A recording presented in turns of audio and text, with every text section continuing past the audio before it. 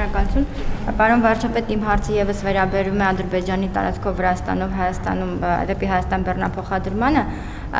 Ռուսաստանը հայտարարեց, որ մինչև 2026 թվականի հունվարի վերջ եւս 132 վագոն ցորեն պետք է տեղափոխի եւ դիտարկում է նաեւ այլ ապրանքատեսակների բեռնափոխադրումներ։ Ընդհանրապես Ռուսաստանի ակտիվությունը այս համատեքստում ինչպես է գնահատում։ Ինչպես եմ գնահատում Ռուսաստանի Դաշնության ակտիվությունը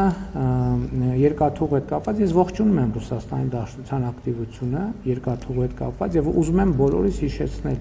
որ երբ որ օգոստոսի 8-ից հետո հնչում էին այդ թվում փորձագիտական գնահատականներ, որ Ռուսաստանի համար սա նեգատիվ զարգացում էր, Իրանի Իսլամական Հանրապետության համար սա նեգատիվ զարգացում էր, դիրքորոշում ինչ էր։ Մենք ասում ենք ոչ։ Այս որոշումը նպաստելու է այդ թվում Հայաստան-Ռուսաստան հարաբերությունների զարգացմանը եւ խորացմանը։ Եվ ձեր ասածը ընդհանրապես տեսեք 3 ամիս հետո մենք արդեն ունենք կոնկրետ զարգացումներ, 130 վագոն, մենք պատկերացնում ենք, չէ՞, 130 վագոնը քանի բեռնատար է։ Ես ողջունում եմ այդ ակտիվությունը եւ